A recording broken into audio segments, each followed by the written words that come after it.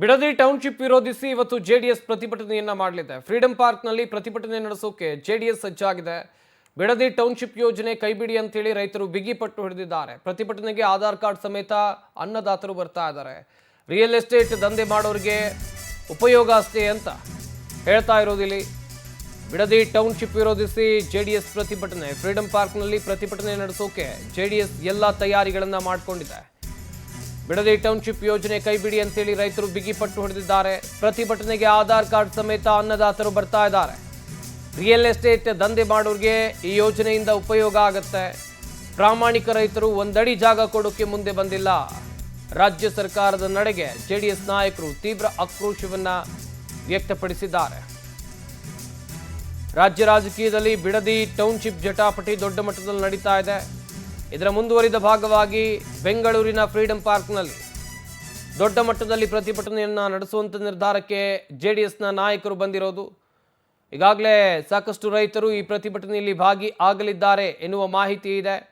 ಇನ್ನೊಂದು ಕಡೆಯಲ್ಲಿ ಬರುವಂಥ ಈ ಪ್ರತಿಭಟನೆಗೆ ಯಾರೆಲ್ಲ ಬರ್ತಾರೆ ಅವರು ಆಧಾರ್ ಕಾರ್ಡ್ ಹಿಡ್ಕೊಂಡು ಬರ್ತಾರೆ. ಹಾಗೆಯೇ ಇದು ರಿಯಲ್ ಎಸ್ಟೇಟ್ ಮಾಡೋರಿಗೆ ಮಾತ್ರ ಇದರಿಂದ ಲಾಭ ಆಗೋದು ಎನ್ನುವಂಥ ಒಂದಷ್ಟು ಗಂಭೀರ ಆರೋಪಗಳು ಕೂಡ ಕೇಳಿ ಬರ್ತಾ ಇದೆ. ಇತ್ತ ಪ್ರತಿಭಟನೆಗೆ ಸಜ್ಜಾಗಿರೋದು ಜೆಡಿಎಸ್ನ ನಾಯಕರು. ಫ್ರೀಡಂ ಪಾರ್ಕ್ನಲ್ಲಿ ಇವತ್ತು ಜೆಡಿಎಸ್ ಪ್ರತಿಭಟನೆ ಹಿನ್ನೆಲೆಯಲ್ಲಿ ಫ್ರೀಡಂ ಪಾರ್ಕ್ ಸುತ್ತಮುತ್ತ ಸಂಚಾರ ವ್ಯವಸ್ಥೆಯಲ್ಲಿ ಬದಲಾವಣೆಯನ್ನು ಮಾಡಲಾಗಿದೆ.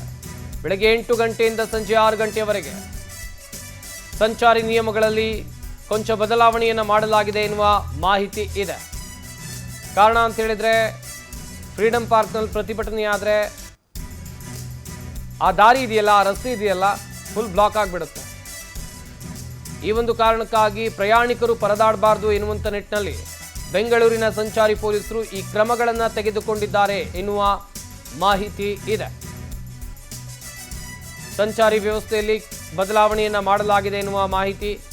ಬೆಳಗ್ಗೆ 8 ಗಂಟೆಯಿಂದ ಸಂಜೆ 6 ಗಂಟೆವರೆಗೆ ಪೀಕ್ ಅವರ್ಗಳಲ್ಲಿ ಸಂಚಾರಿ ನಿಯಮಗಳನ್ನು ಬದಲಾವಣೆ ಮಾಡಲಾಗಿದೆ. ಹಾಗೆಯೇ ಒಂದಷ್ಟು ಆ ಮಾರ್ಗದಲ್ಲಿ ಪ್ರಯಾಣ ಮಾಡುವಂಥ ಪ್ರಯಾಣಿಕರಿಗೂ ಕೂಡ ಈಗಾಗಲೇ ಸೂಚನೆಯನ್ನು ಸಂಚಾರಿ ಪೊಲೀಸರು ಕೊಟ್ಟಿದ್ದಾರೆ. ಬೇರೆ ಮಾರ್ಗವನ್ನು ಬಳಸೋದು ಬೆಟರ್ ಅಂಥೇಳಿ ದೊಡ್ಡ ಮಟ್ಟದಲ್ಲಿ ಪ್ರತಿಭಟನೆಯನ್ನು ಮಾಡುವಂಥ ನಿರ್ಧಾರಕ್ಕೆ ಜೆಡಿಎಸ್ನವರು ಬಂದಿರೋದು.